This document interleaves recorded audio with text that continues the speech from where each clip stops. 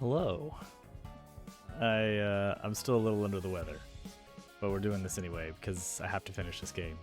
It's very important to me. Welcome in. Thank you, Day, for the raid. It is a real error. Hello. Hello, Dubu. This is what I would sound like if I were a baritone.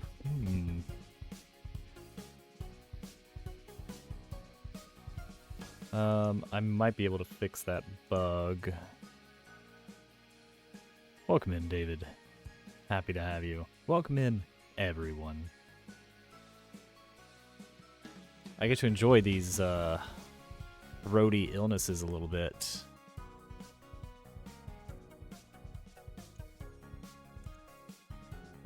That's weird, because I haven't touched it at all. I don't know what's up with that.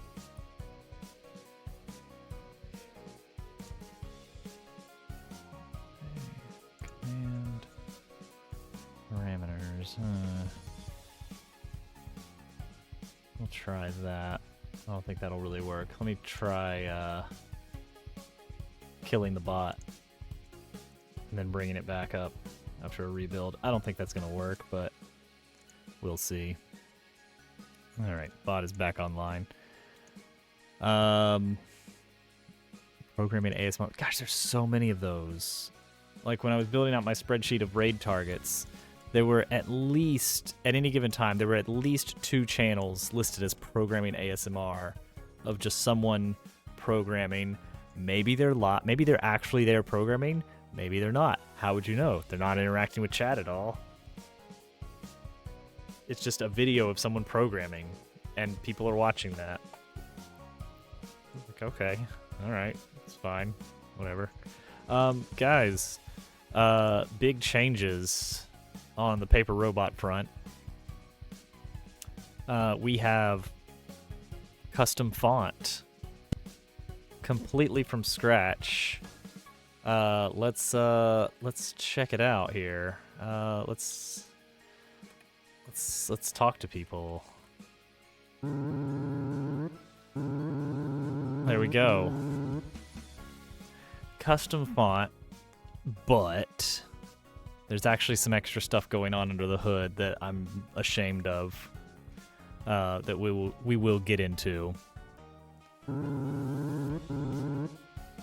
But overall, I feel like it looks pretty good. I'm very much targeting. Let me pull up the font if I can find it. No, not a Funko figurine of the character from the Emotion movie. No, there's an actual font called Pop Joy. Pop Joy, Funko font.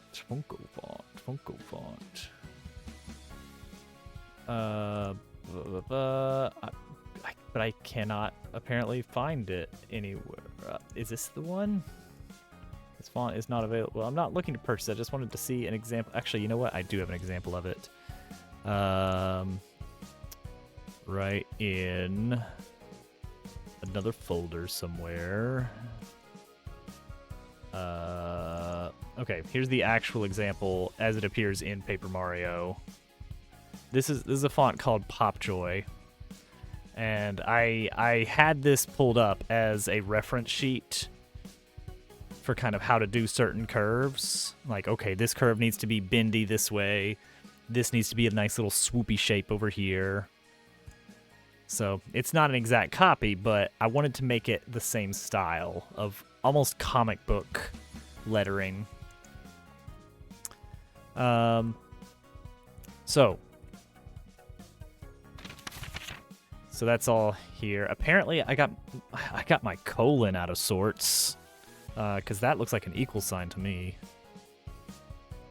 So I'll have to fix that. You don't want to get your colon out of sorts. So, all right, there's 2 things going on. One is this is in fact an entire font that can be put on any label or rich text label or anything else in Godot engine that accepts a font. But I'm also doing something a little bit cursed. I got rid of the traditional dialog box. This is not a text label anymore. These are individually placed sprites. Now, don't get mad. Don't get mad. Dupu, no. You keep your comments to yourself. There's a reason. Specifically, the kinds of things that I want to do cannot fully be accomplished with BB code. And the helper functions that Godot makes available are not... They don't expose the exact information I need. Because what I want to do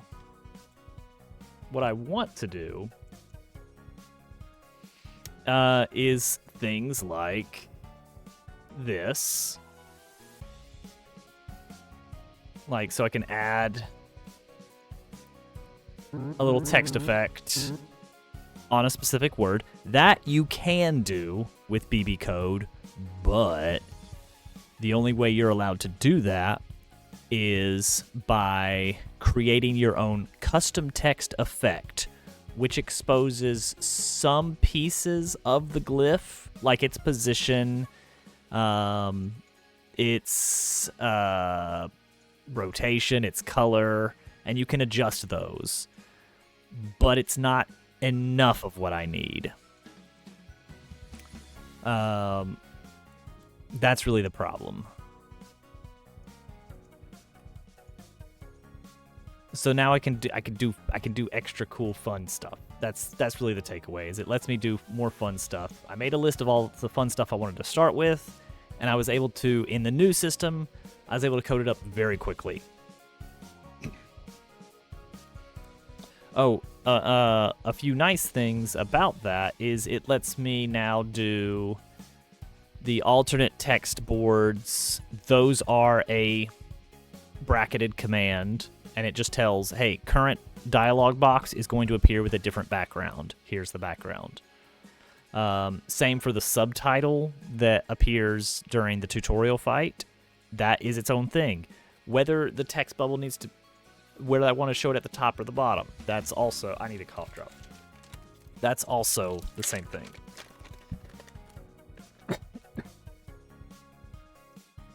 Now, I left all the old code in place, so we can still double back and use a traditional text label if we need to. But we're just going to play it by ear for now. Okay.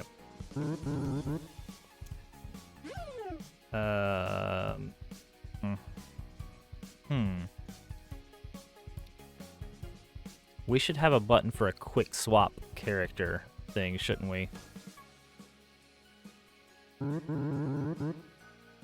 R seems reasonable.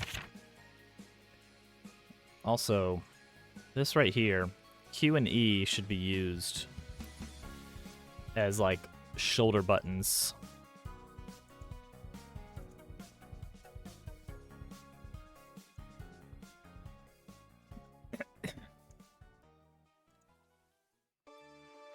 So currently we have this right here. We're going to change that a little bit. We're going to change our input map to add shoulder buttons. Let's see here. We're going to add a new action called cycle left, and another one called cycle right. Cycle left, it's going to get Q. So Q is actually going to trigger two different actions here. Cycle right, going to be E. And then let's get our controller plugged in.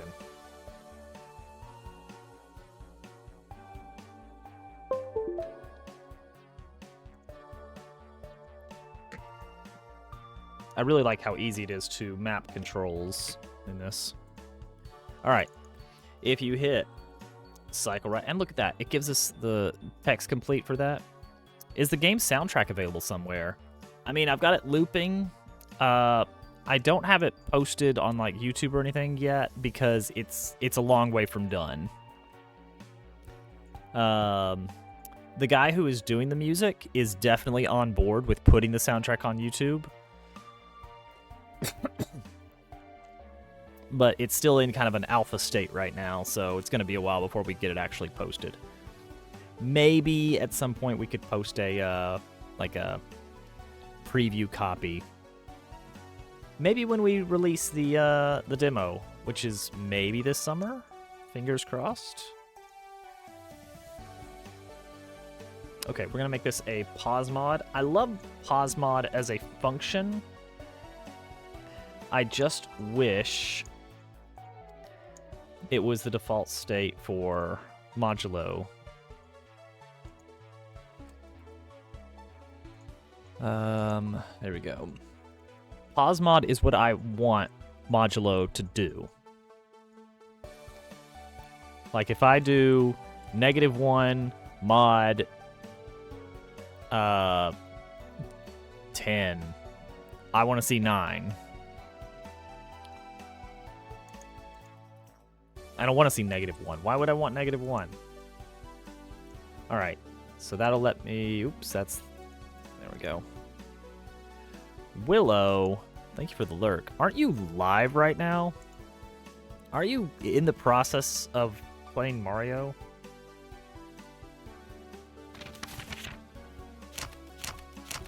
Okay, much better.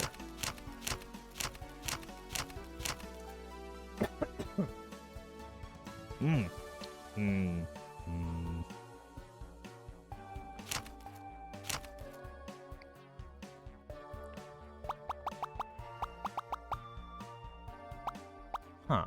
Does that not have a... Interesting.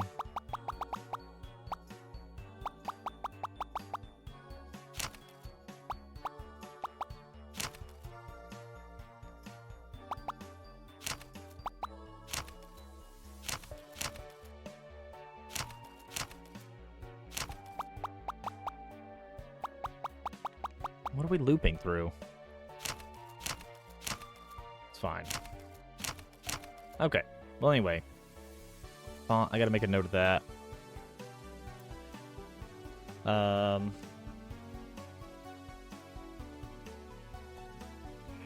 equals versus colon flag.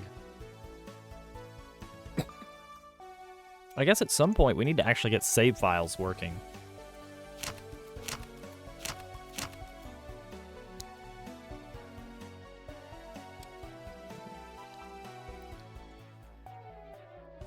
All right, cool. I guess we need our new partner to work now.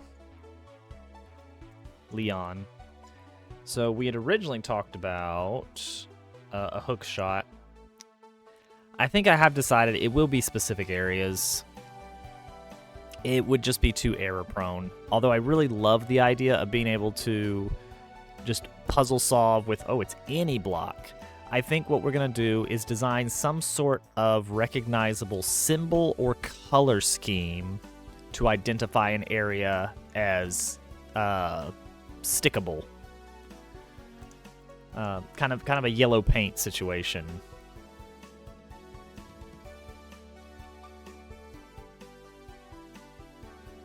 So we'll figure that what exactly that's going to look like. But for now, we just need him to stick out his tongue. Which means he needs a special animation for that. I'm terribly sorry about the cough. We're just going to have to deal with it tonight. All right. So we want to use our... Oh, one thing I was thinking of. This is a shared sprite here. This right here. Although the individual elements drawn to the viewport are different per sprite, every actor uses the same sprite object, and I'm very curious if we could... Do we want to try to make some kind of consistent drawing effect on all actors or something? Like a crinkly paper look or something like that. That would be pretty cool. I know I've said that we don't want to go all in, thank you for the Lizard Party, on the paper theme, but it would probably give it a nice little standout look.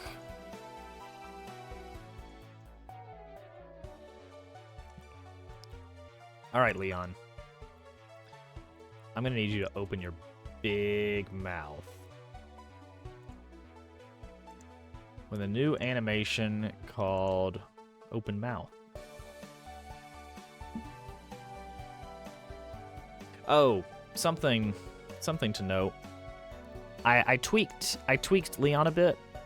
You may remember his talking animation for anybody that was here. His talking animation was very PopCat, of just 2-frame back and forth.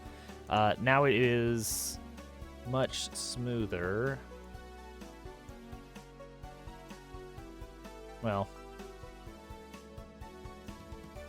he needs a little bit more life to him than that, but... Hello?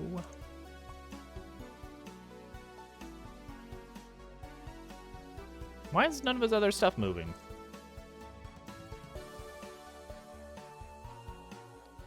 Sub-viewport bot. Uh-oh. Uh-oh. Uh-oh.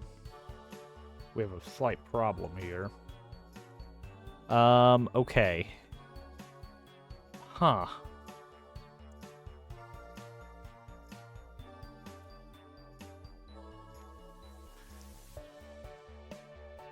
Okay. Well then, what I need to do is I'm gonna have to edit Leon remotely here. 'Cause that animation track is not doing what it ought to do, and it should not be referencing anything directly on animation canvas.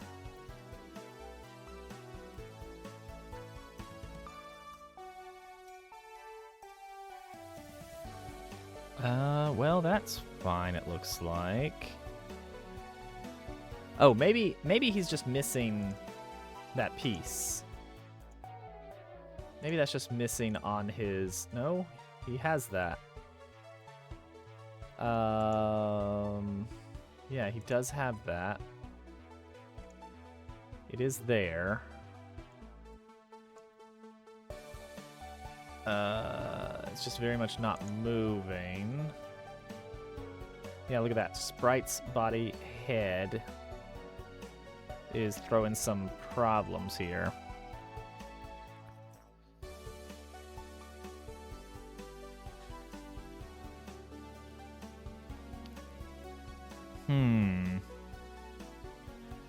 That is a little bit worrying. What have you done? What have you done, Leon? 6, 7, 8, 9, 10, 12, 13, 14, 15, 16, 17, 18. Some cat problems, eh, Day?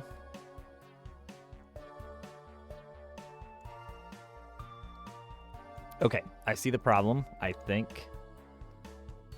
Change this to this.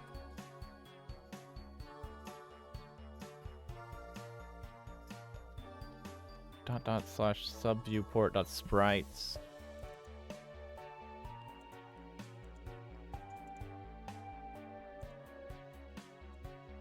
Okay.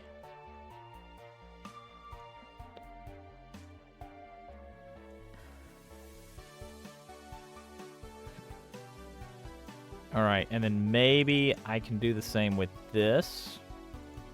And this. Okay, this should fix it. This is going to fix it. All right, Leon, come back to us. Please talk. There we go. Much better.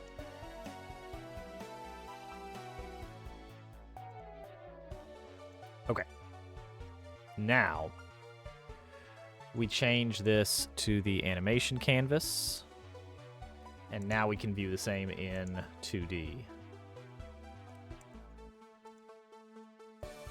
Or not.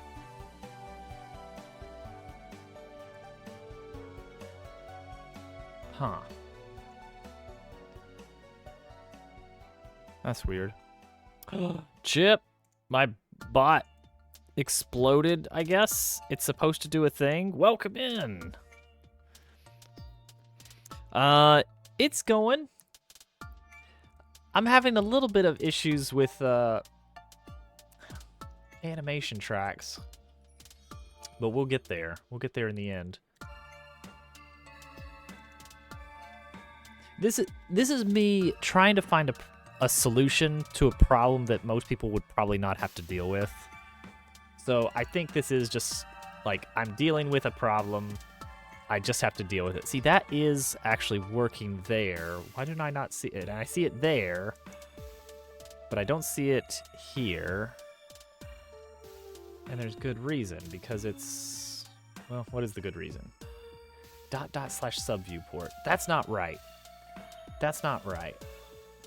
Okay. We can fix this. We can fix this. Check it. Close it. Open it back up in Notepad. All of these instances of /subviewport/sprites. Edit those to just say sprites. And then cross our fingers that that fixes it. Now when I open it up in 2D, see his yammering mouth. There we go. Okay. It was a reference issue. The path that it was taking. Okay, so let me take you on a journey. Let me take you on a big, stupid journey. All right. Let me take you on a gravelly voice journey because I've got some gunk. I don't know. All right. So we are dealing with a 3D object using a Sprite 3D. It's a Sprite 3D, but it's not just one Sprite 3D. Well, for a while, I would have a Sprite 3D for the head, one for the body, one for the tail, one for the feet, so I could independently animate them. But, as luck would have it, transparency in Sprite 3Ds when you select opaque prepass for the alpha cut have this issue when you look at them from different angles. The result is that sometimes the edges get unreasonably crisp when you do that. So, my solution, let's not have a bunch of Sprite 3Ds. Let's have one Sprite 3D referencing a viewport texture, and this viewport texture is referencing 2D sprites. So we just animate everything in 2D, and then we just pack that in through a viewport texture to a single Sprite 3D. And then suddenly, oh, we get these nice, beautiful blending edges. Everything looks great and gorgeous, but now it's time to animate. And here's the problem. I want to let's be in this world. Let's be in this world as it was, whereas I just have this sub viewport with these 2D sprites. All right, I got these 2D sprites. You can't see them right now, but they're there. Trust me, believe me, pretend. Oh yeah, they are here. But they're in a sub viewport. And you know what that means? That means that you don't get to actually see them when they're in a sub viewport. If they are under a sub viewport, they're not visible in the editor. Now, if you put them in their own node, their own 2D node, then you can see them. But when they're in the sub viewport, you can't actually see them. So when I want to go through and like edit the animation and say, okay, I need to rotate you, let's see how much, 5 degrees? No, let's go 7 degrees. I can't do that in the sub viewport. So what do I got to do? Every time I want to do animation for this system, I want to do it in the 2D canvas, so I set up a copy of those sprites in the same structure and just point the animation player to this different root node and then animate it in 2D. And when I'm satisfied with all the animations, I just change the animation player and say, all right, point to the viewport now instead, and then they all appear in 3D. Fine. It is a mess, but it's really weird. I'm not sure if there's some setting on a viewport so it'll actually render in 2D, but as it stands, I cannot see anything I put in the sub viewport. Unless maybe I do like have its own world, but then like isn't that just for 3D? I don't know. What would that do? Like I still wouldn't have it, would I? No. Yeah. So I don't know. Point is, everything is working and it's fine, and we're doing some animation tonight. Oh, and I got myself I built myself a custom font, hand drawn. It's beautiful and gorgeous. Got this nice little handwriting style font. I used Godot's bitmap font import. It is a bitmap font. Getting the spacing to line up took a little bit of finagling, but I'm satisfied with the results. It looks legit. So we're making progress on that. It's looking good. Works in labels. Just fine. I need to bump the font size up a little bit now because it's a bit smaller than the old font I was using. And now tonight we are going to make a new animation for this guy. He needs to open his big mouth. Let's actually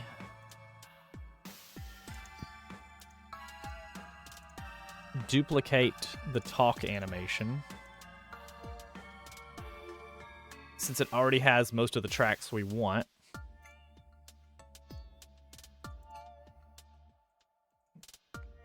Beautiful. All right, let's get a little bit of room to work.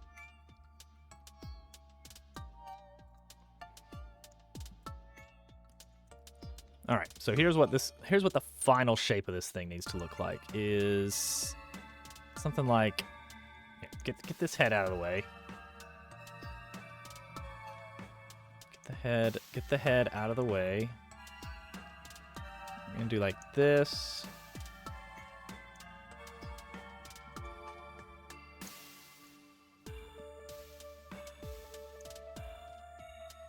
This looks very normal. Not weird at all.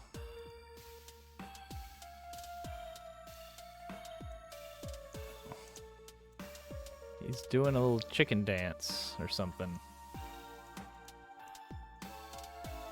It's counterweight. Oh, wait, I don't think tail position has been set yet, so let's set a reset point there.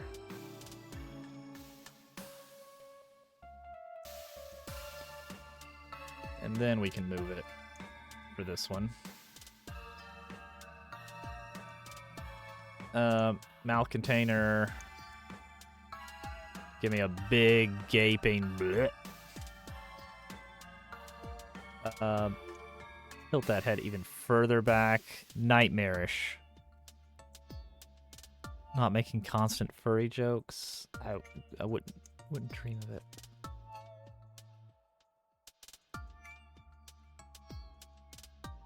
Oh, we got some murmuring from the kids' room.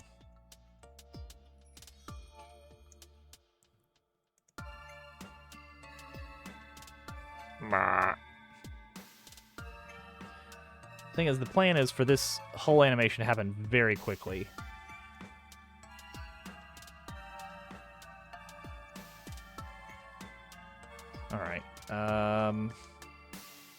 Body position is fine. Body rotation.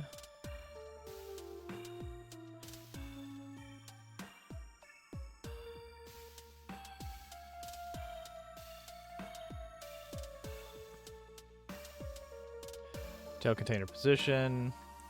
Tail container rotation. Arm container positions are fine. It's just the rotations for the arms I need to adjust.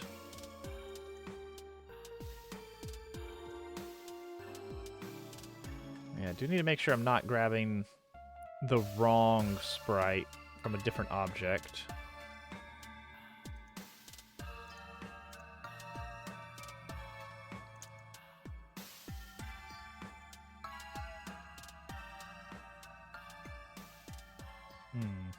It's a little worrying. That value is the same across the board here. I'm sure it's super fine.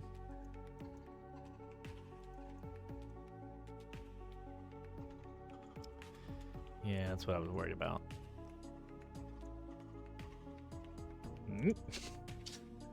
Okay, alright. Cool. Looks good, Alright, this needs to be fixed.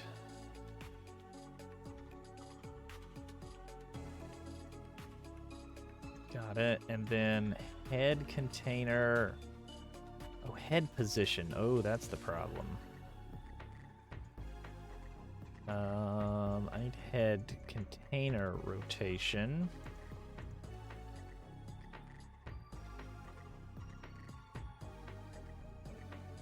It's so good. It's fun. Super fun. Okay, delete that. Fix this head.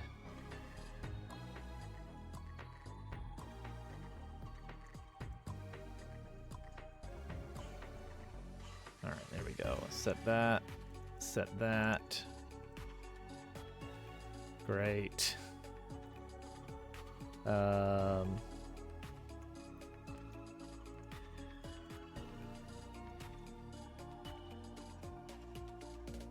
Body. Okay, reset. Okay, the reset is working now. What is up with the body rotation here? Body rotation.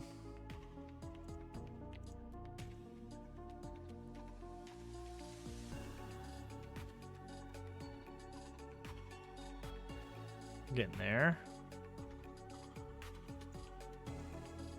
Alright, so first of all, let's make these cubic. Because that's fun.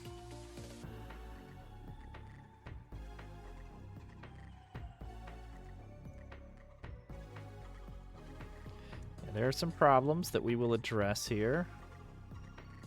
This. Get rid of that. The tail is kind of like falling out of position here.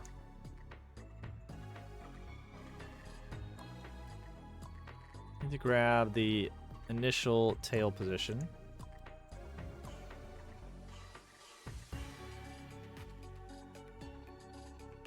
Much better.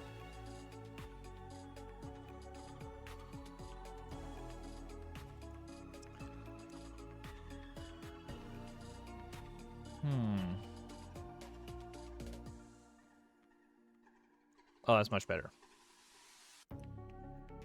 Okay. And then it will be time for the tongue. So he's gonna have his own little sprite game. Hello, Al. Welcome in. Hope you are doing well tonight. It is indeed game.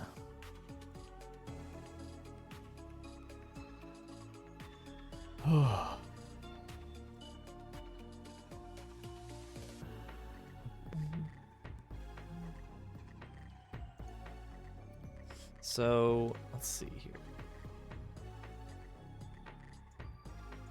So we're gonna need like some kind of location for this to appear at. Right. So let's create a new think this is going to be its own sprite. Because I need to control the distance a little bit more precisely. So we're going to create our own 3D object called Leon Tongue. Leon Tongue is a sprite 3D using opaque prepass flag for the alpha cut. And it is using the Leon sprite sheet with region enabled using the tongue. So the magic here is that this is going to extend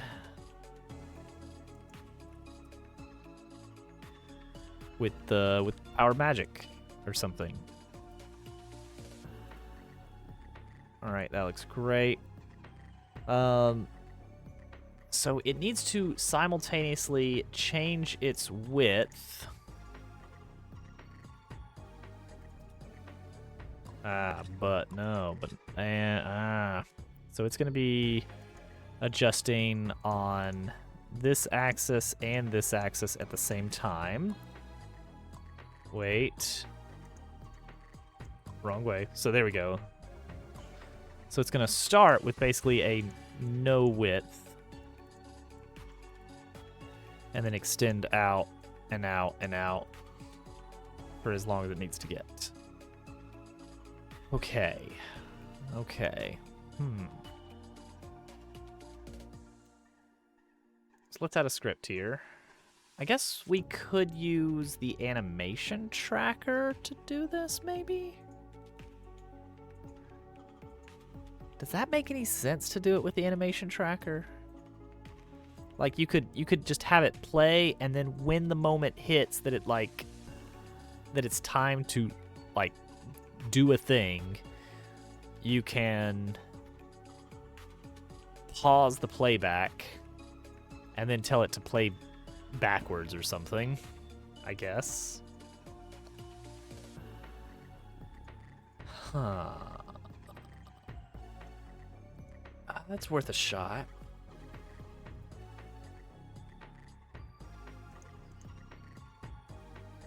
Extend. So we want to mess with the... Oh, this is going to be tricky. We want to mess with the region rect, but it's a sub-property here. Region rect colon width. I believe that's the syntax there. So insert a key there. Its default width is going to be 0. Right? Why is it not give? It's going to be a value of nil. Did I not do that right? Maybe it's dot width? Nope. Okay, colon width was correct. So width at the endpoint is 650. Well, why can't I set that value then? Let's look up the documentation here. A region rect is a rect2, and rect2 has... It has a width. Oh, can I not get the width? Uh-oh. Uh-oh. Ooh, that's tricky. Well, you know what? That's fine. I will do the whole thing. I will just do it as one object, and that makes... You know what? That makes more sense, even. That makes more sense. So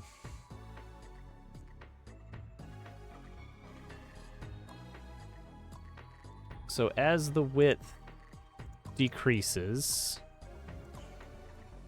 to 0,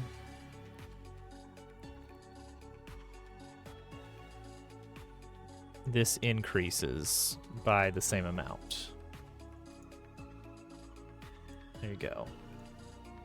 So we can start it there, or we can start all the way at 0 and 1000. Just like that. That's the extent.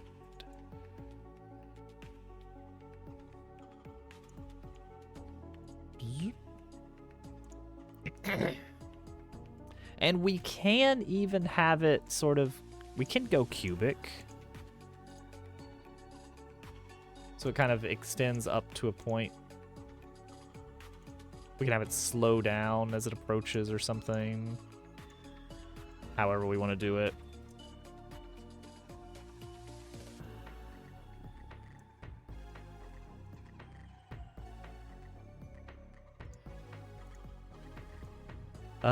So it'll play through to its end, it will pause for some amount of time, and then it will pull back. Okay, but it is not an autoplay. It has a reset value of get rid of this, get rid of this. Reset value is, oh, actually I want this to be the reset value of gone. And that way the thing can always be there, which is kind of good. Okay, next up.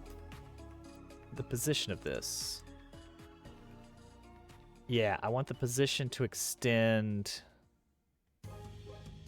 That's an issue. It's not an issue. It's a non-issue. All right, the position. It starts at 0. But by the time it gets here, I want its position to be elsewhere.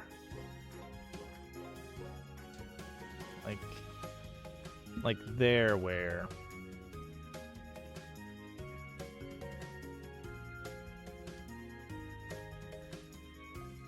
Now, if these are both following a cubic, yeah.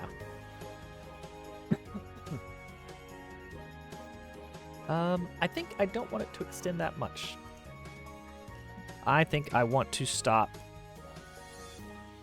at 600, which means I need to bring this up to 400. And that also means that this needs to be brought to here. There we go. Great. Reset value. Why is the reset value looking this way? It's supposed to have a width of 0, right? Oh, okay, there we go. And then reset. All right, much better. Okay, that's a start. That's a start. We're gonna have a little script on the tongue. No, the script is all gonna belong in the partner script here. So Leon needs a tongue. Let's point the animation back at the sub viewport and have him open his big mouth so that we can position his new tongue. Oh, there it is. There it is. There's this new tongue right there. Right there. Perfect. I don't know how that's gonna. It might do a little bit of Z fighting. We're just gonna have to find out. Maybe his tongue can have a little bit of a higher render priority. And yet, I must chat. Leon, close your mouth.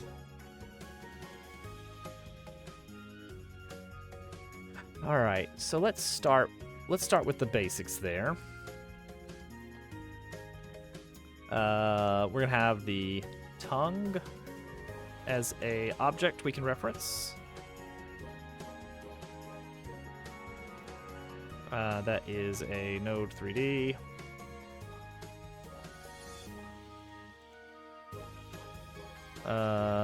Tongue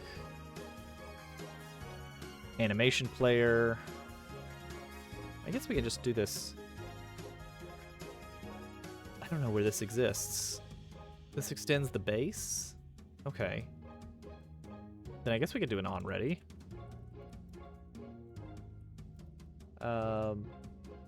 This will be Sprites Leon Tongue. There we go, just like that.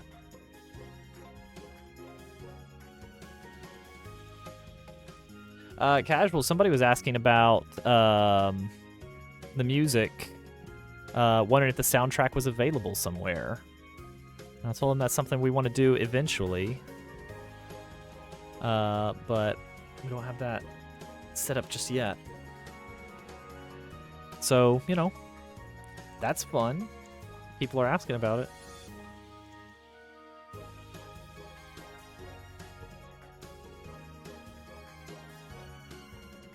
All right, use partner ability. It's going to do the following. It's also gonna make make him stop, but we'll deal with that in a bit. Let's see, I guess we need his animation player as well.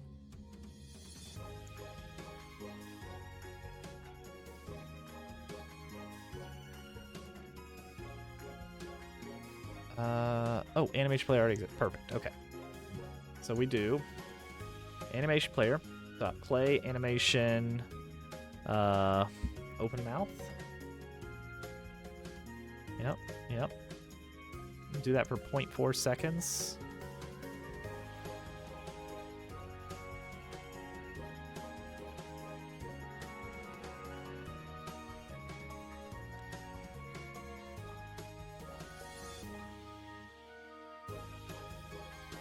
And then tongue animation player dot play extend.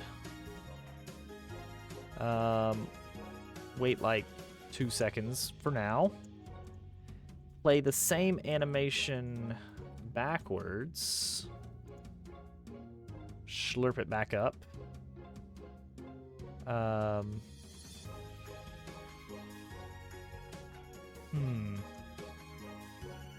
I guess we need... Okay. Open mouth needs a tweak here. We need a... Here's what we're going to do. We're going to take this final frame here. Open mouth, stay. And this is just to get him to hold that pose indefinitely.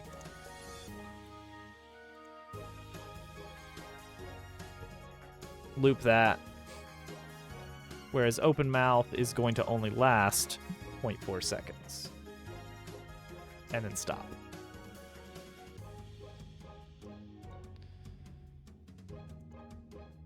So I think there's a way. It would be in the... I guess it's actor base.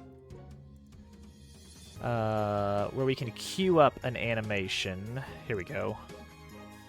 Animation player.queue, which says, hey, whenever that animation finishes, switch to this next animation.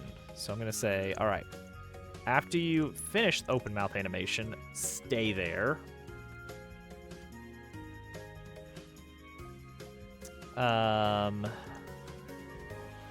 Play this tongue animation backwards.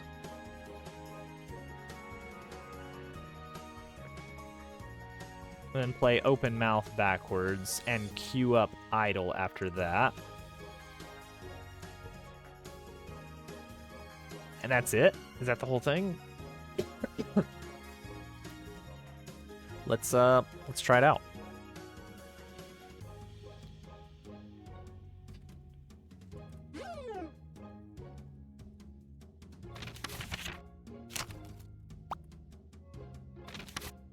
All right, buddy. Okay. Well, that is a big tongue. I was not expecting quite that much tongue. Huh. Huh.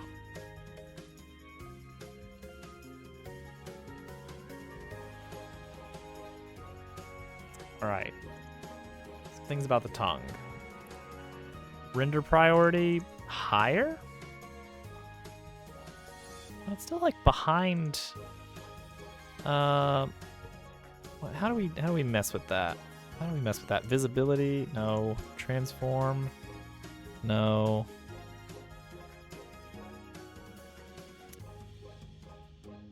Bum, bum, bum, bum.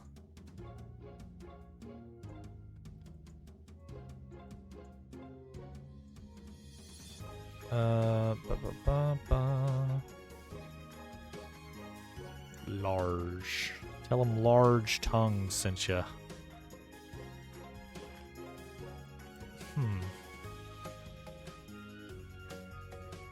I thought it was render priority.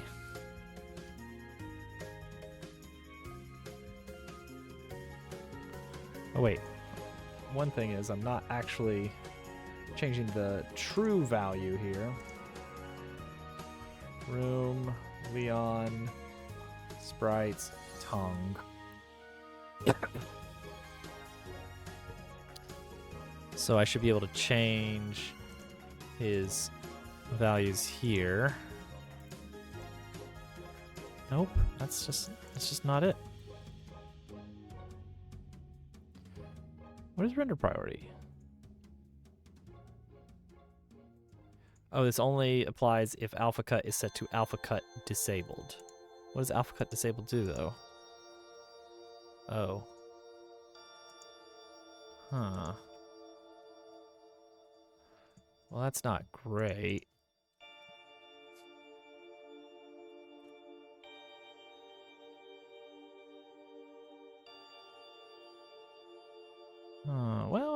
Well, now it doesn't cast a shadow is the problem. That's why we have pre-pass in the first place.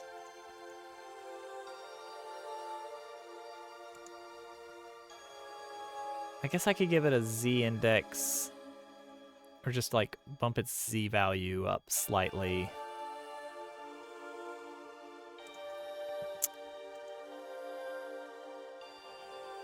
Oh yeah, he will. He will. Don't worry. Yeah, we'll get that. Let's see here. I want the tongue value. See, the trick is that he's gonna flip around sometimes. So if I just naively change the positioning of this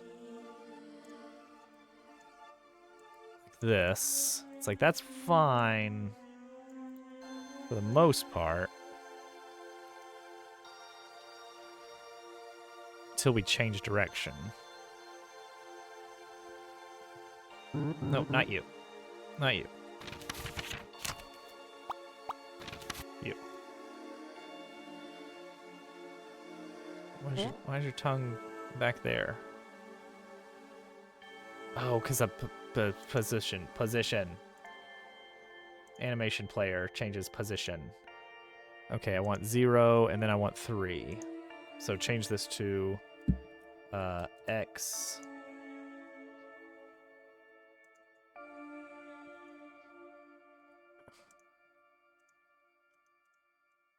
Zero, 3, reset, get rid of this, 0, cool, play.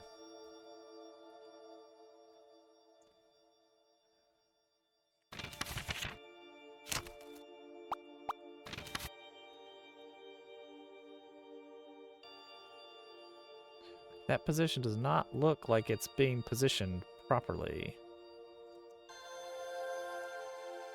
If I had to guess.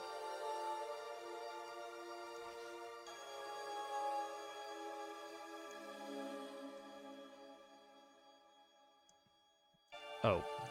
Well, now I can scoot it up in front. There we go. Okay, so now it's in front because he's like slightly in front, and but then I do this, and it's still slightly in front. Good, because he mirrors. Cool. He's not. Oh gosh, that's. Whoa.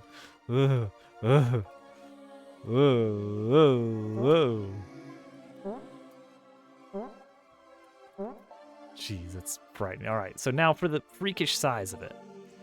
So here's the thing to consider. It needs to be able to reach things the player cannot simply jump to. So let's get an accurate measurement of how far we can jump here. We can land to right about there. So we can bring it down like a little bit. It just needs to be very long. We can scale it down a bit, but not that much.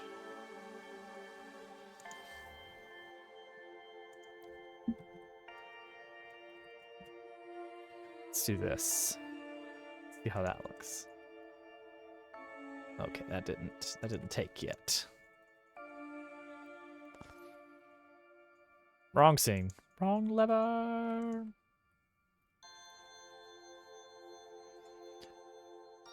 Zelda Dungeons. Good category. Okay, so from here, I could reach this from here.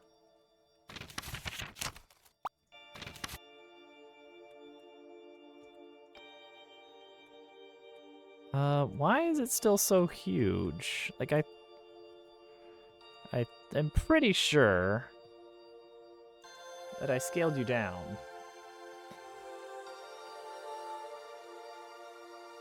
Okay, Leon, sprites, tongue, transform. Yeah, it's... I bet there's some kind of... Okay, see, that's better. He can reach it.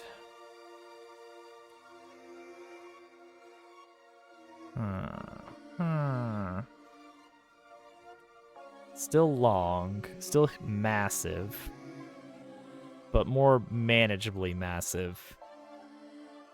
It's certainly visible, which is an important part of this.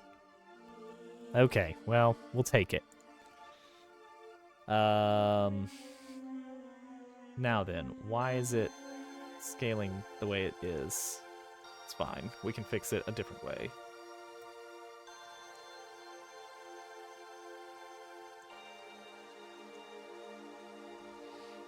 Reset this, and then scale it here. Perfect. All right. So we have a lot of coding to do on this. One thing is we want like the player to hold still when this is happening and not be able to move. Okay, that's much better. We don't want him to move. It's weird when he does that. Angler's Tunnel, Link's Awakening.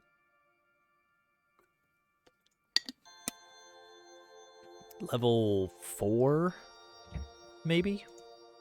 Yeah, and then 5 was Catfish Maw, where you get the hook shot. And 6 is Face Shrine.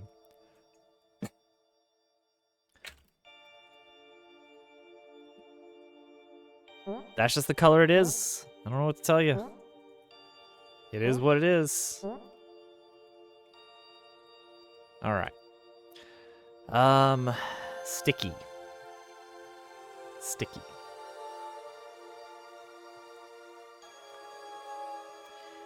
He needs to have a collection zone.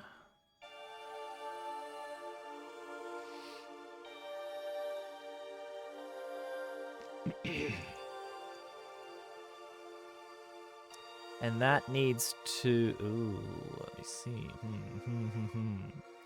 That needs to animate with this. Great.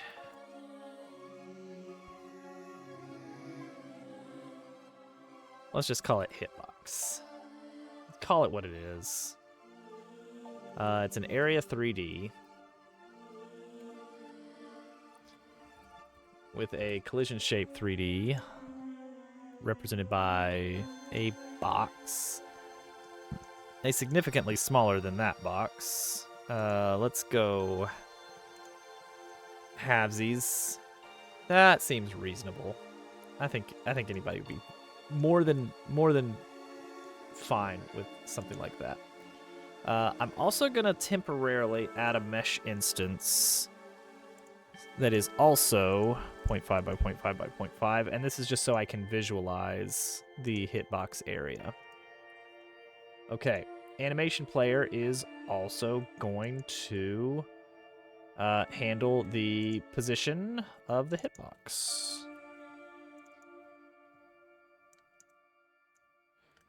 Which is going to start right on top of you, and then by the end of it, wind up here, about 3 blobs away. Oh, no, more, 4. 4 blobs away. All right. Makes that cubic so it lines up on the interpolation. Perfect. Reset. We're back. Intimidating. Well, keep in mind, it's my job. This is what I do all day, every day, is this kind of stuff.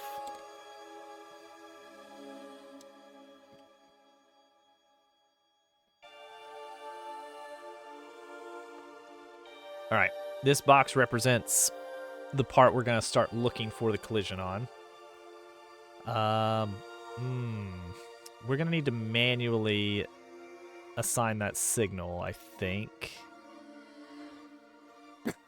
Maybe not, maybe not. Let me see what it'll let me get away with. We want... What do we want?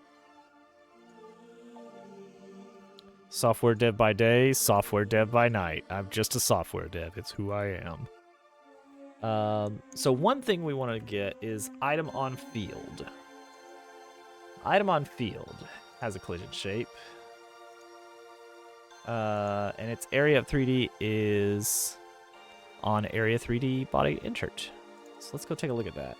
Yeah, it checks to see when another area 3D enters that is in the group player.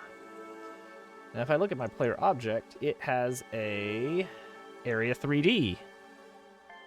Okay, so it's just looking for when an area 3D enters an area 3D, then things happen. Oh man, I love that time.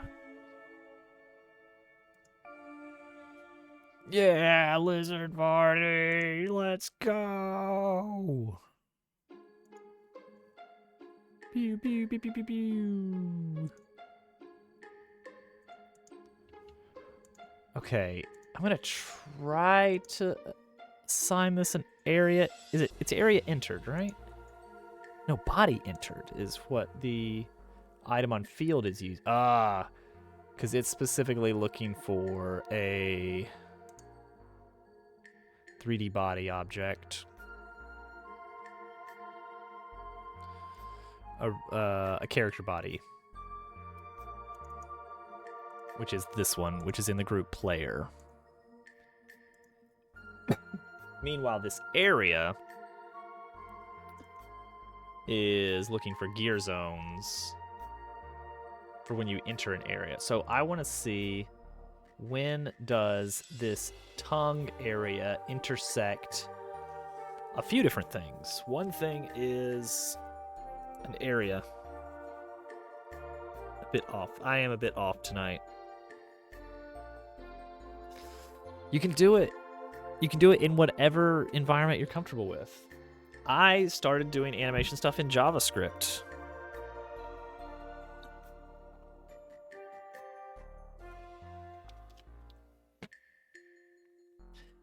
Let's just start with an animation, looking for an area. Area entered. Because this has an area we can search for.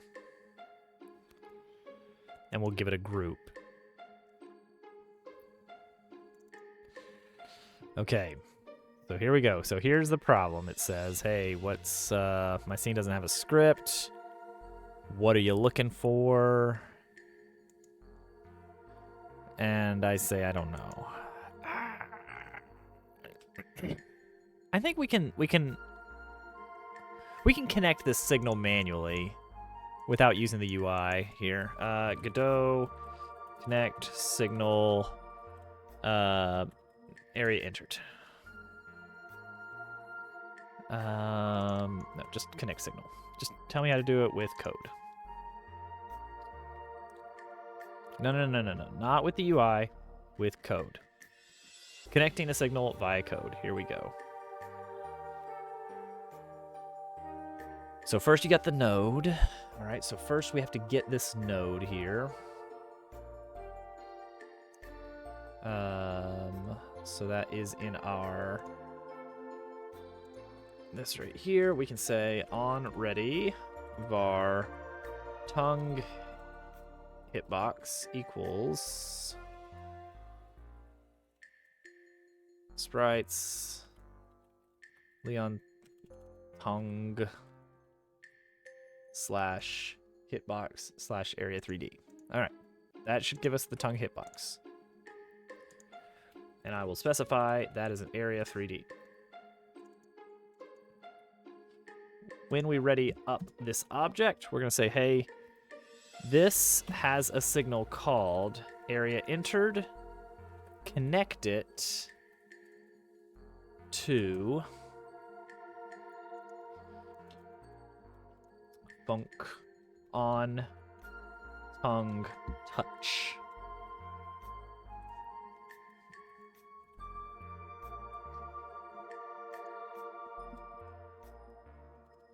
Okay. And that should connect it. We'll just say print test. Oh, and this gives us touched area. So we're going to print that as well. All right. Now the problem is, is this game going to get weird? Oh, it's going to get so weird, lag.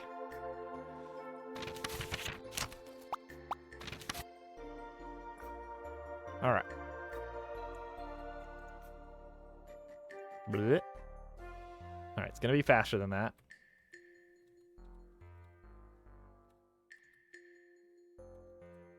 Is he touching? Is he touching?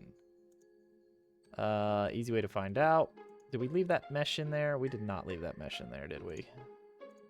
Of course not. No, we did. Okay, cool.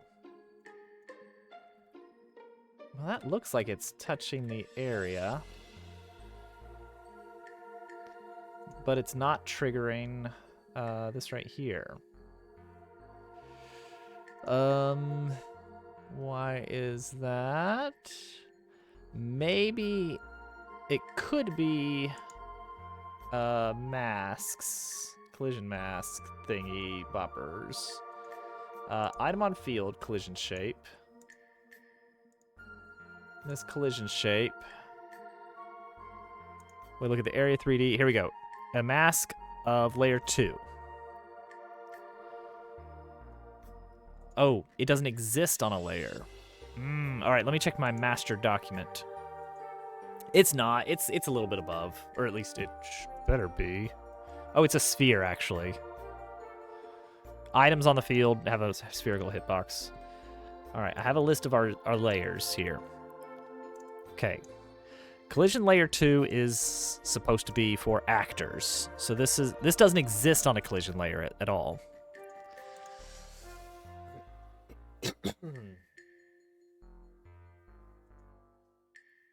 It just doesn't exist.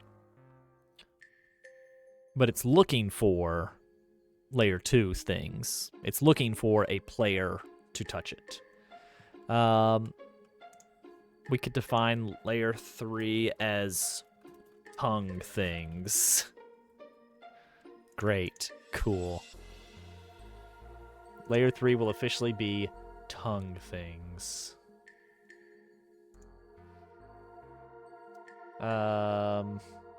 Which means we want to look at our base actor, because I think I want enemies to be tongue things, right? Maybe? No, I want the encounter zones to be tongue things. So if you hit an encounter zone, then you will grab the parent object. After much begging, GQ finally agreed to let Dobbs show him lunar magic. Dobbs pulled out a wand and waved it over GQ, who was teleported to the surface of the moon, suffocated and died instantly. Dobbs enjoyed a moon viewing ceremony. I love a happy ending.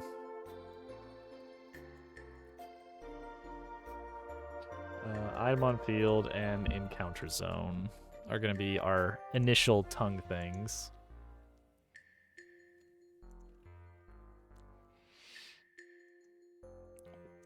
We're gonna get you into lunar magic at some point, GQ, and you're gonna have a blast.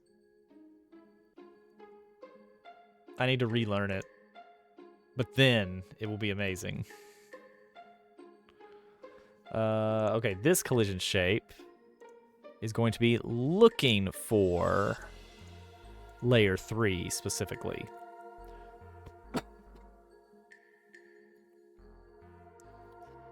Call layer 3 tongue targets. Can you name layers? You can. Well, that's like super useful, right? So if I hover over it, yeah. Well, that's handy. All right. And layer 2 is actors. All right. So now that it's actually looking for it, let's go into our game manager code. Current partner index 1. Maybe that'll save us a step.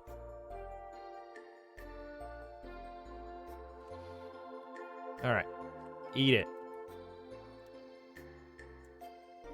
Hey, we got it. All right, it successfully called the function when it touched the berry. I'm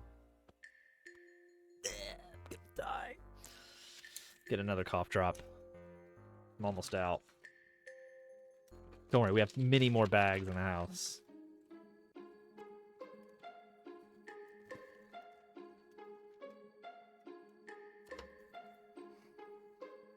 We gotta make it last. And I'm sure me talking is not doing my throat any favors. Okay. Next up. Item on field needs to be in a group.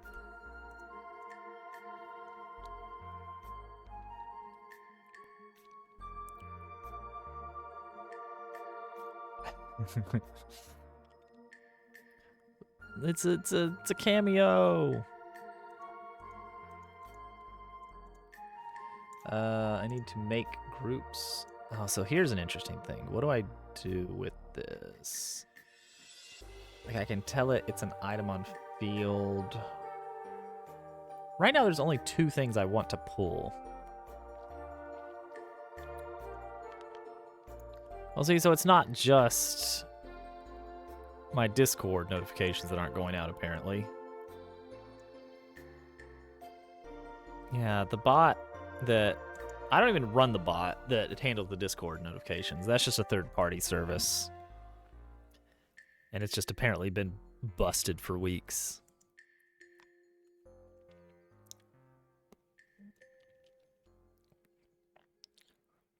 Let's not bother with the groups. Let's just grab it here. Parent of the area. Why not? Let's get sloppy with it.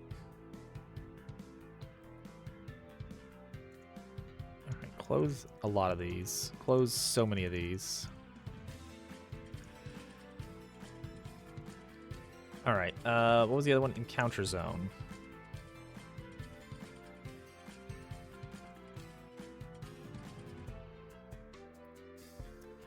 It's going all right. We got our new bitmap font, hand-drawn bitmap font working.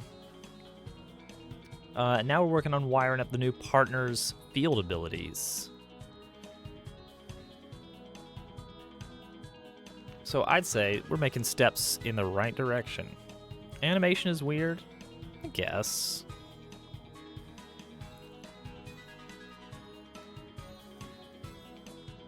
I mean, with the right interpolation, if a simple enough animation is just like saying, all right, start here, end here, let the computer do the rest. If you want to get any fancier than that, you know, go for it. So in an encounter zone, Area 3D, we just need the parent object.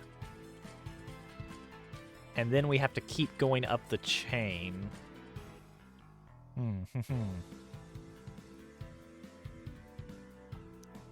Oh, good. We've got status effects in this game as a system, there's not a lot of them wired up yet. Currently, all my status effects work on 2 axes. Oh, what's a TTS speak? If I had a time machine for only a single use, I would show past Dobbs a current Dobbs screen, and point out the lizards, but not explain them. Hover Cat would ask him what's wrong, and he knows something is terribly wrong, but can't start to explain. Wonderful. Thank you so much, GQ. The status effect system.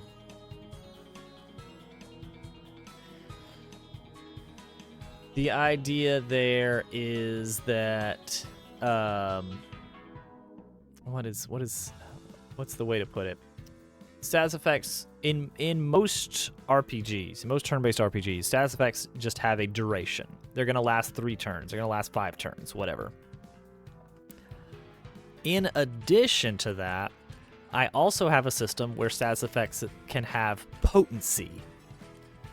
So, like, you could have 5 turns of level 2 poison, where you're dropping by 2 health every turn for 5 turns. And I'm trying to come up with interesting ways to use that system. If it doesn't work out, then I'm just going to say all status effects are level 1, and then it doesn't matter.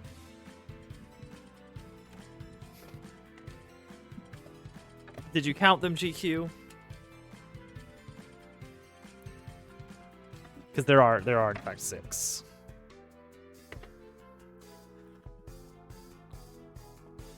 Okay, good. Okay. This is not too bad. So we'll all right, here's what we're going to do. Target object to pull. We're gonna have 2 different ways this can go. One is we pull the player and Leon towards an object. That's gonna be like the grappling hook mechanic for special items. But the more straightforward way is going to be just it pulls an object towards you.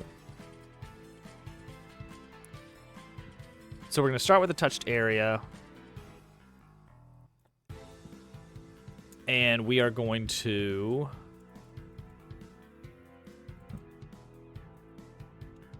we're going to loop over its parents.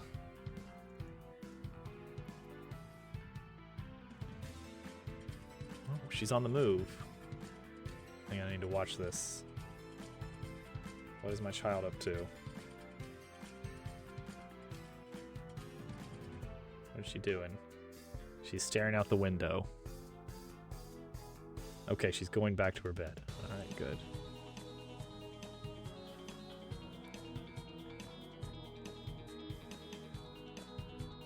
Totally normal.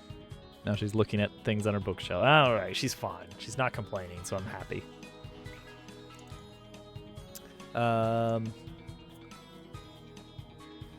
If target object pool has, or no, it's if property in target object pool, then break. So we're gonna be looking on what does an item on field have? It has an item key. That's the property we're gonna be looking for on that. Or if it's an encounter zone, then we're going to be looking at the base actor, which has all sorts of fun things.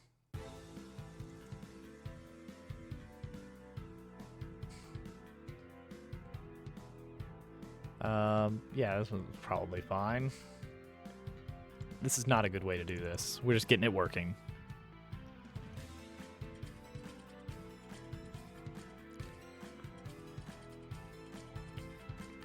Yeah, I think with the Survivor's Like especially, that genre works well with being able to increase things in multiple different ways.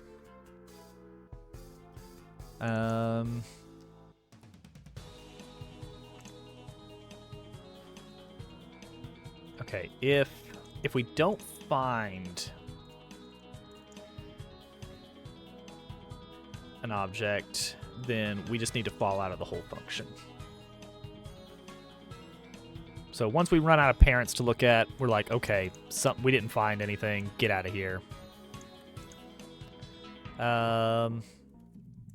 So print to me target object to pull.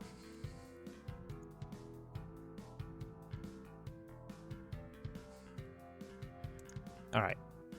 Let's see if that much works. We're going to kind of test this incrementally. First, make sure that we are grabbing the right object. Oh.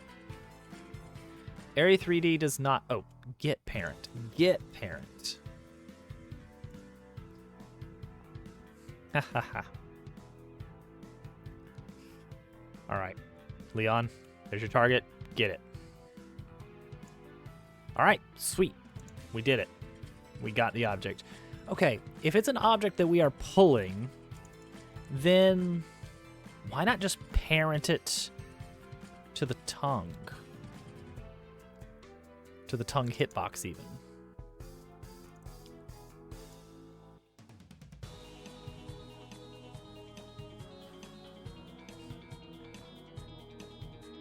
Let's see here.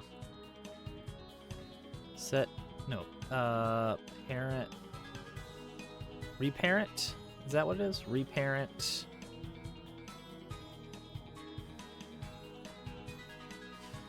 All right. This might be enough right here. This might do the pull right away. Let's see what happens. All right. Pull this strawberry. Am I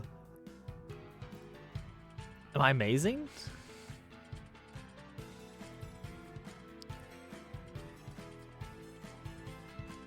Okay. I want to see if I can pull an enemy. Does this work? All right, buddy. There's the pig. You know what to do. Ah. And now they're parented, which is not great, but it's fine.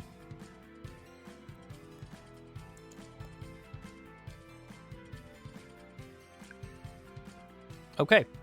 Cool. That's hilarious. Some enemies will probably break with that.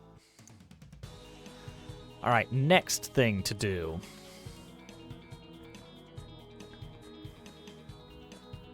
Next, let us set the position of Leon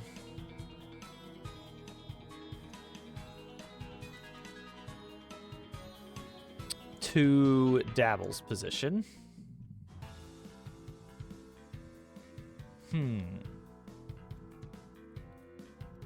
Presumably he has a follow target. Global position equals follow target dot global position. All right, incremental chest. Does that work? When I use the tongue? No, that did not work. What's his follow target? He has a follow target.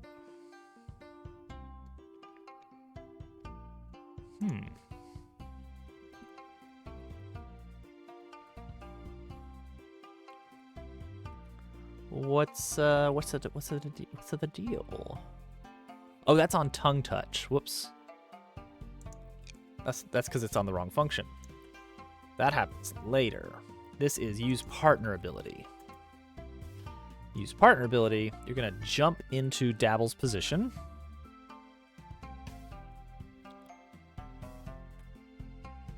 Good.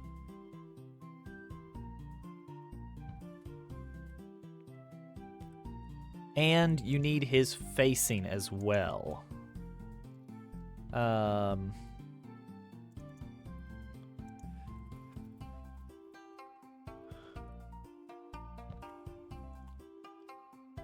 Makes sense.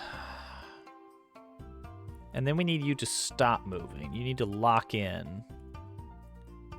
Okay, you did not face the correct direction. Why did you not face the correct direction? Leon, why are you not facing right?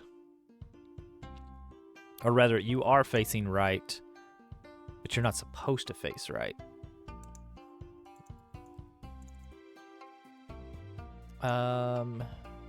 Is facing right.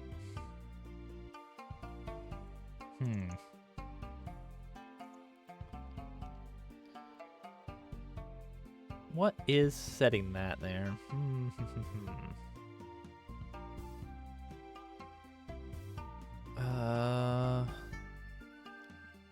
Yeah, should be moving to the players.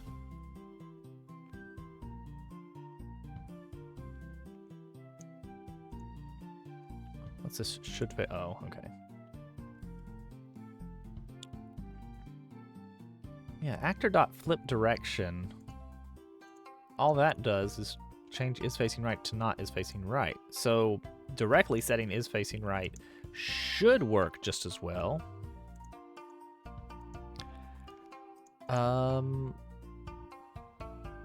Follow target is facing right.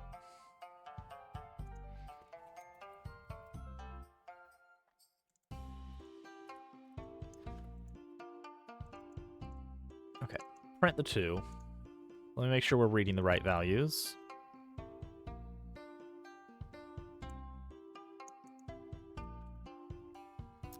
Okay, so we should see. Yeah, true, false. Oh, that time he did change.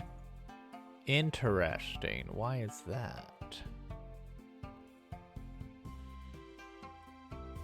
So if I do this, I think I know why it's doing that. I do know why it's doing that in a weird way. Is facing right is being updated, I think.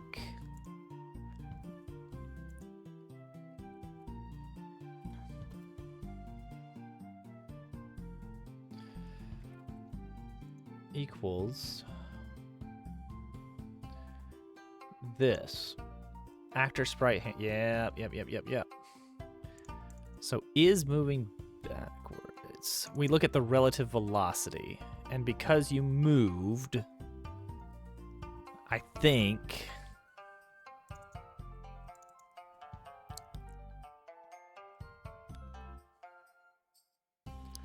I'm assuming. So we also want to set velocity to 0. So we'll try that.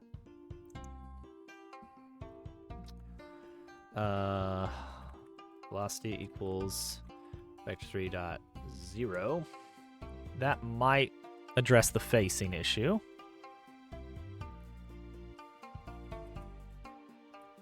Yes. Good. Way to go, buddy.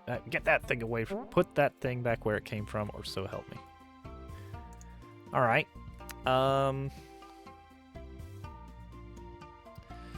Do we want to allow him to release the object? I think as a... Purely as a... nice to have, that would be a good idea.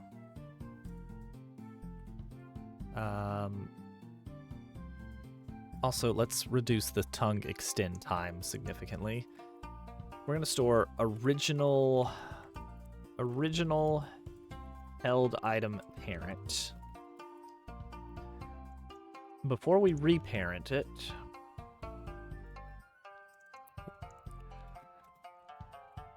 we're going to take the original parent here. Now what is the code for determining if something still exists? Like if it hasn't been queue-freed.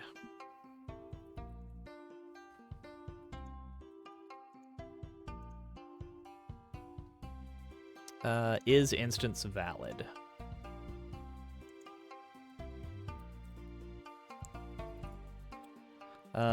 So we're gonna also have tongue held item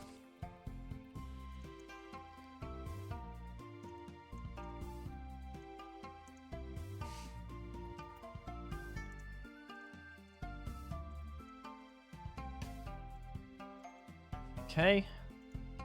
Now, at the end of this whole thing, when the, right here, when the tongue gets back, tongue animation play backwards, extend. I think that's still a 1 second timer, right? Maybe not. Okay, well, at some point, if the held item still exists, and we know what its original parent was, and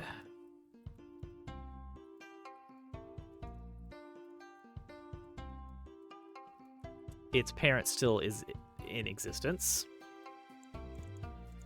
then put it back.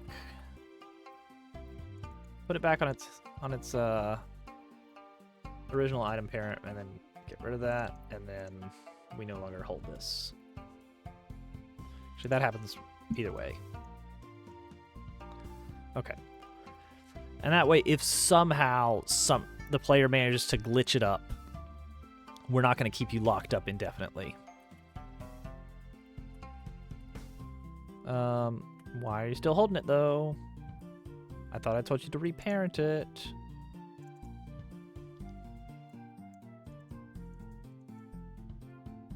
Interesting.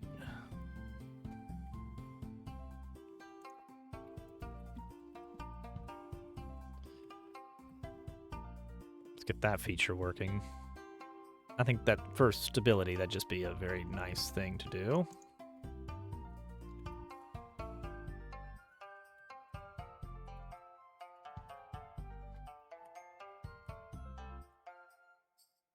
Okay, we did it, and it says we reparented it to the room. Did we, though?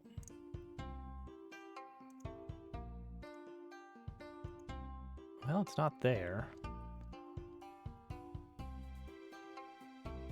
So maybe we did?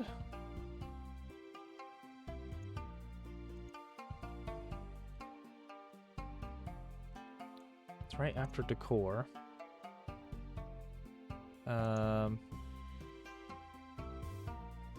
Well, I don't see it here, is the thing.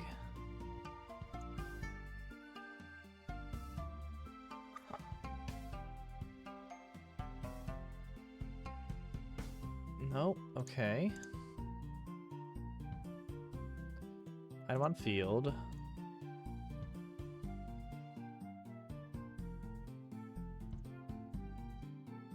Uh-oh. It got parented to this area? To the hitbox area? Well, that's not how it's supposed to go down.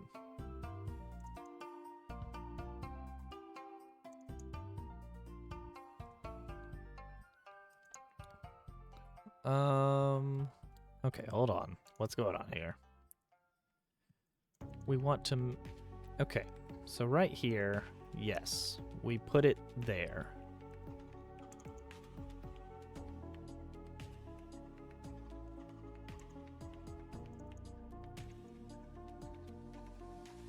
I'm trying to put it back on the ground, basically.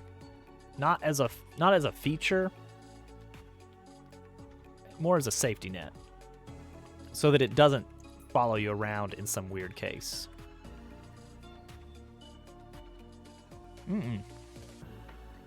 That's not the room.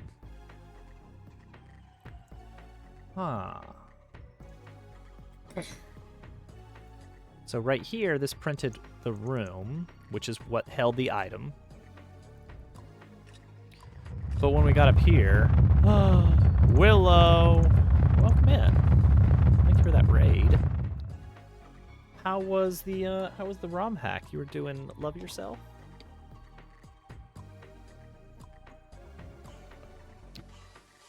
Chaos. I love a little bit of chaos every now and then. It's wonderful.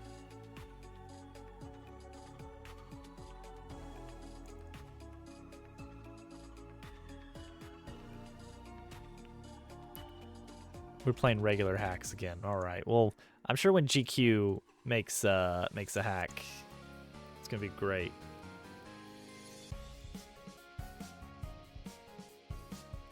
So what we're working on is Leon. He's getting his field maneuver. He can do this. And we're working on getting him to grab items for us. It's getting there. Okay, it was room very briefly. Then it was area 3D. Oh, as soon as room was over, it changed. Hang on, I think we're finding something here.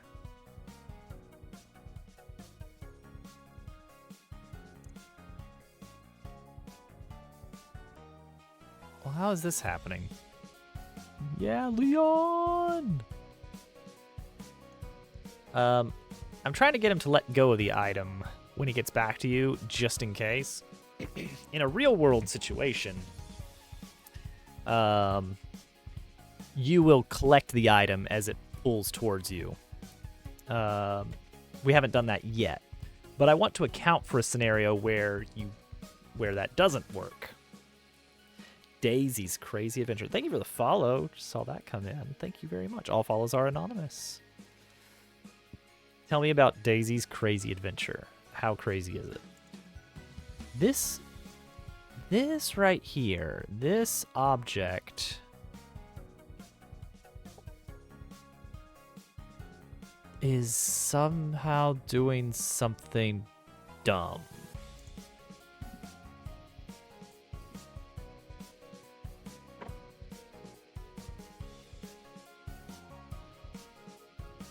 There are levels where you can't jump. That's pretty crazy, I'd say. Alright, so we're going to line up.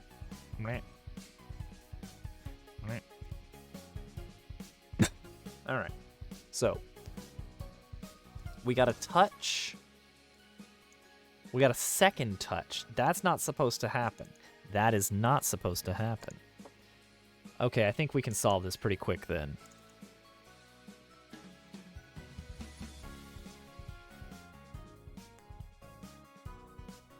Fall out of this code if we already have something. The code is getting called twice.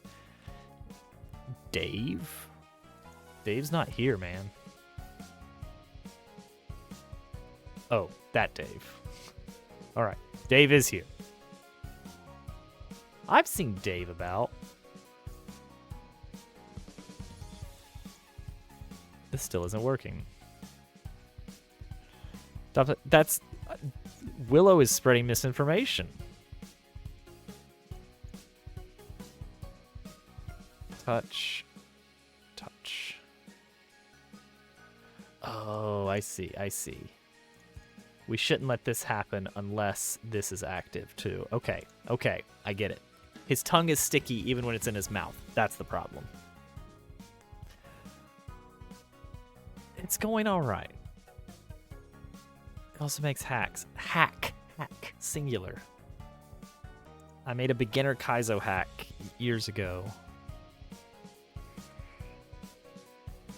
Let's see here.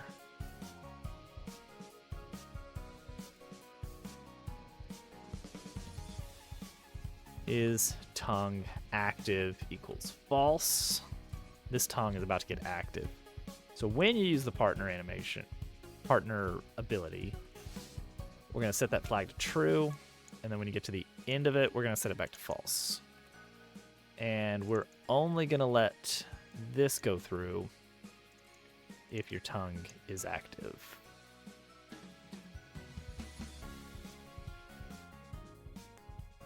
There's been some coughing, I've heard, yeah.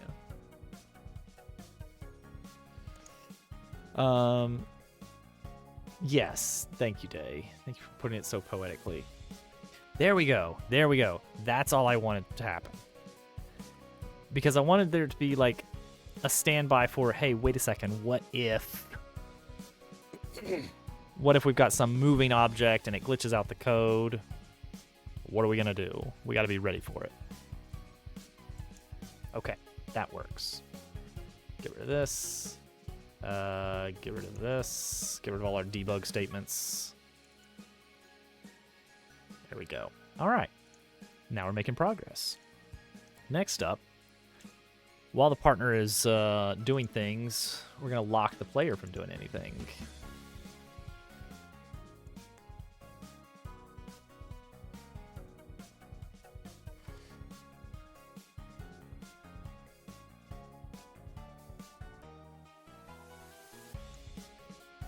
Can't believe you just come in here and just spread misinformation like that. Let's see here. Raid it dropped. Raids are weird like that sometimes. They kind of glitch.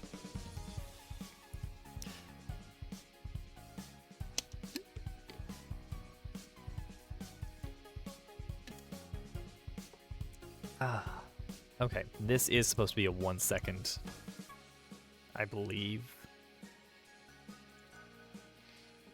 Wait, play that. Oh wait, no, it is 0.4. Okay, we're good. All right, so that looks good. So this should lock the player from moving. Trying to help promote my awesomeness. Well, I guess I can appreciate that. I can't move. I still can't move.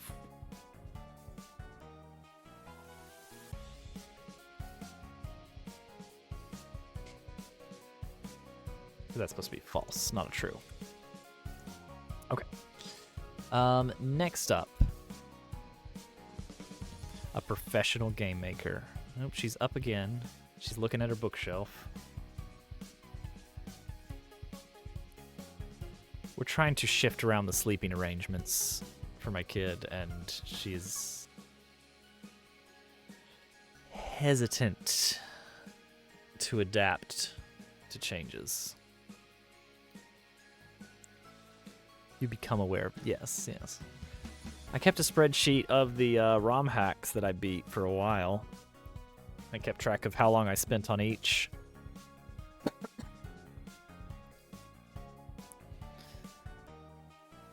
More. There's a lengthy pre-screening process. But I'll take a note. I'll make a note of them.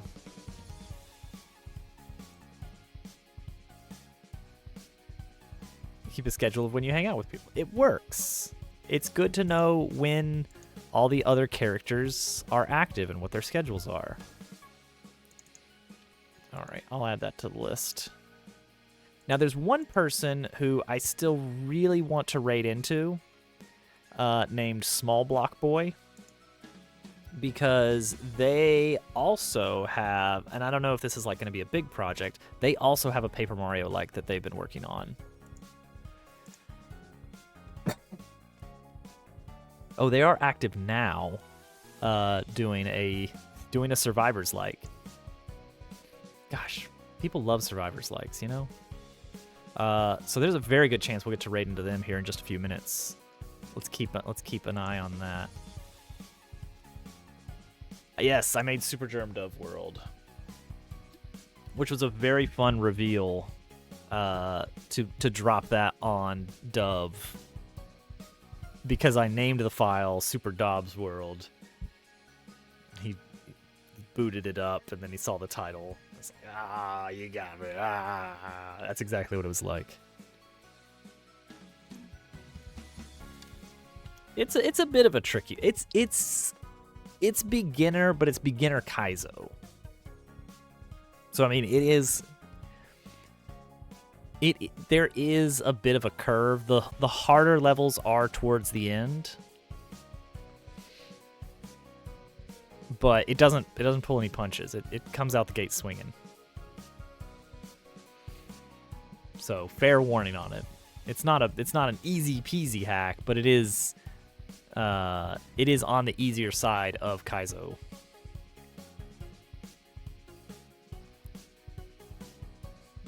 Yeah, you'll get there. All right. What else do we need here? Let's make the tongue hitbox bigger. I've had some time to think about it. It doesn't need to be wider, but I think it needs to be deeper on the z-axis. Not huge, but big enough.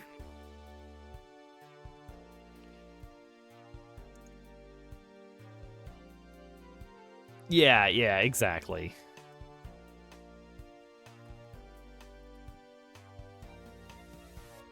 Perfect. See, now the worrying thing is what happens if this gets dropped. So when we are about to relinquish the item, let us first, before we do that, let us set the position.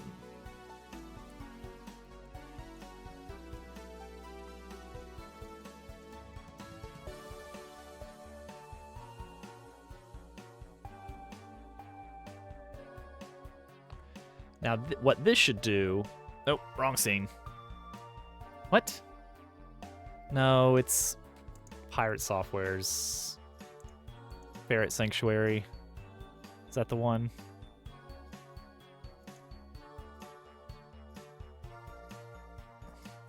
I'm not going to randomly raid into animal sanctuaries. There we go. So it snaps to the player.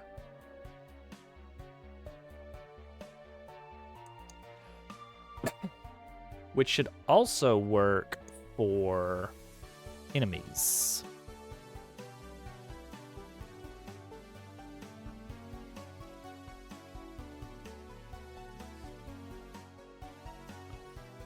Alright, so let's see if this works. He's so eager. Look how eager he is to lick a pig. Nice. Now, did you want to do that? I don't know.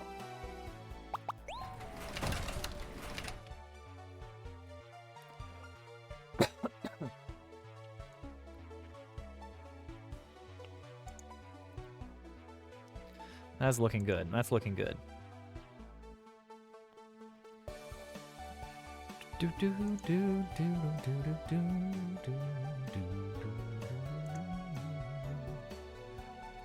All right. Only 12. I'm sitting down. All right. Uh-oh. Problems. All right. So first off, lock input and set velocity to 0.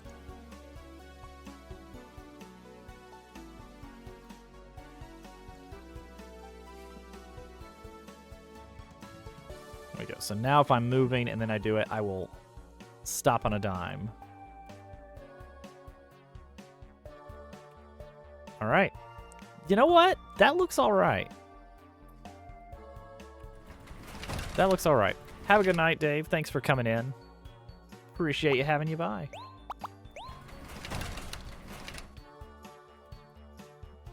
Bleh. Bleh. All right, that is fun. Okay. So, everyone. Ooh, you know what? He shouldn't snap. He shouldn't snap like that. He should tween. He should tween more. Let's do a tween and then we'll be done for the night. Gotta look up the tweening code.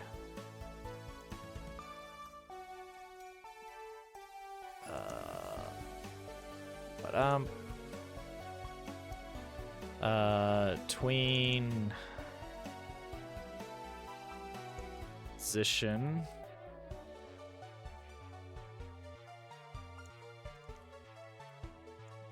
Instead of setting this,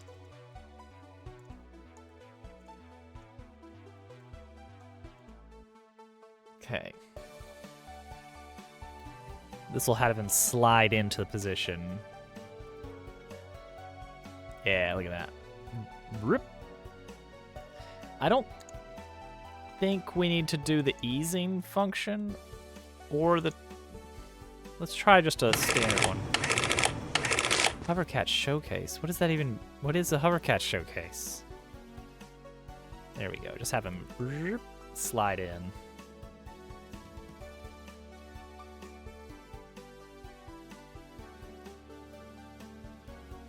So I kind of want to have him be a little bit towards the camera.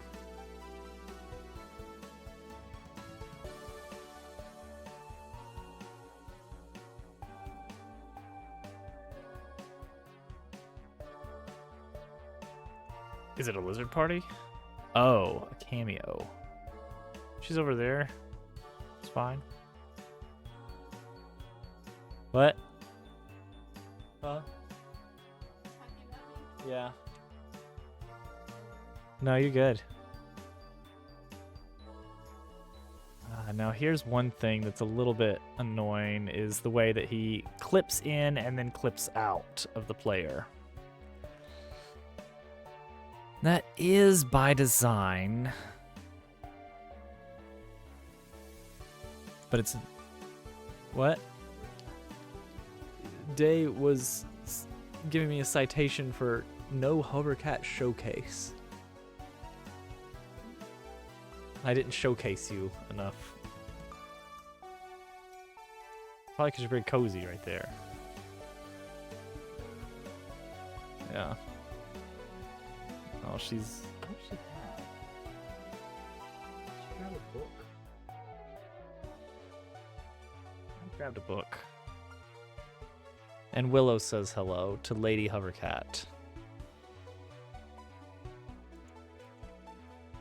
So there you go. Let's set this guy's collision mask so that he does not collide with layer 2. Is that how this works? What layer does he exist on? Wait a second.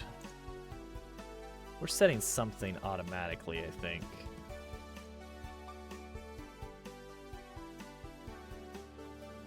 Propagate call. No, we're not. Okay. Interesting. To expand his collision? I don't think so. I think we're in good shape. Okay. Battle manager sets collision mask, but that's it. To make sure that things don't bump into each other. Look, there she is.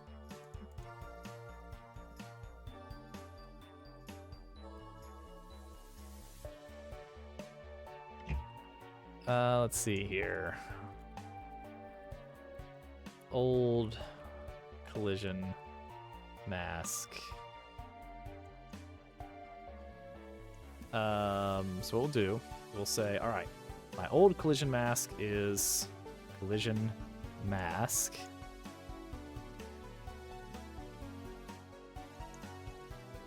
And my new collision mask is 1, which is to say, get rid of 2. And then when I come back around, set it back to the old collision mask. Will this allow me to overlap the player?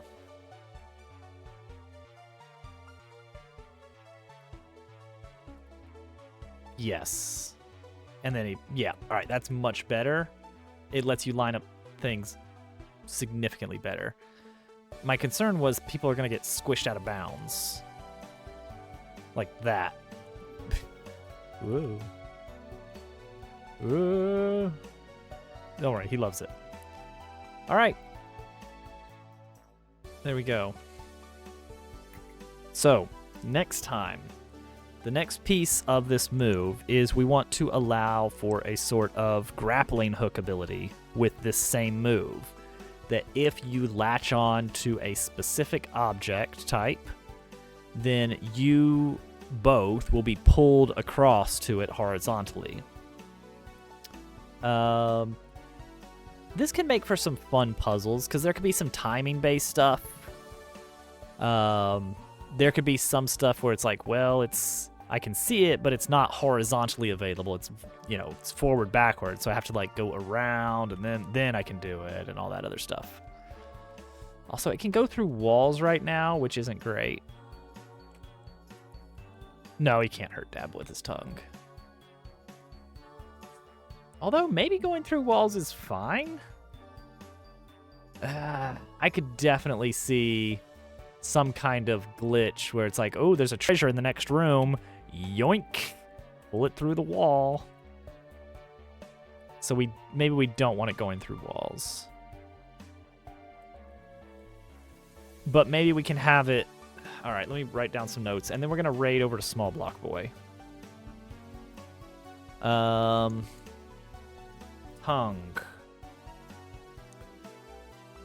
Allow under fence. Yeah, I think what we'll do is we'll make the fence hitbox have a gap in the bottom for those sorts of things.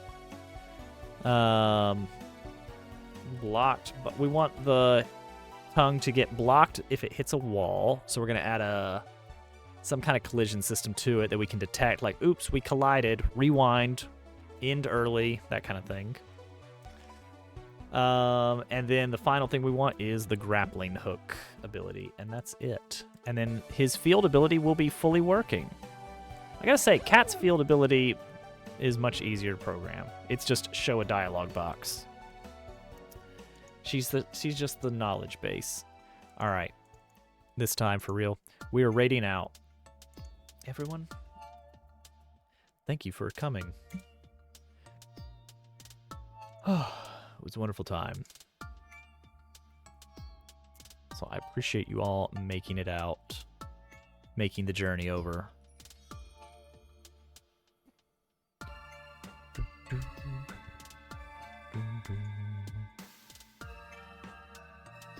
So we're going to go visit Small Block Boy, who is currently working on a Survivor's Like, but has previously been working on a Paper Mario-ish game. So I checked them out. They've got a lot of cool stuff going on. Very talented by the looks of things. Their main theme is they do small games. So they've got like little cutesy characters that makes me happy. All right, everyone, I will see you over there. Have a good night. We will be back hopefully on Sunday. Bye.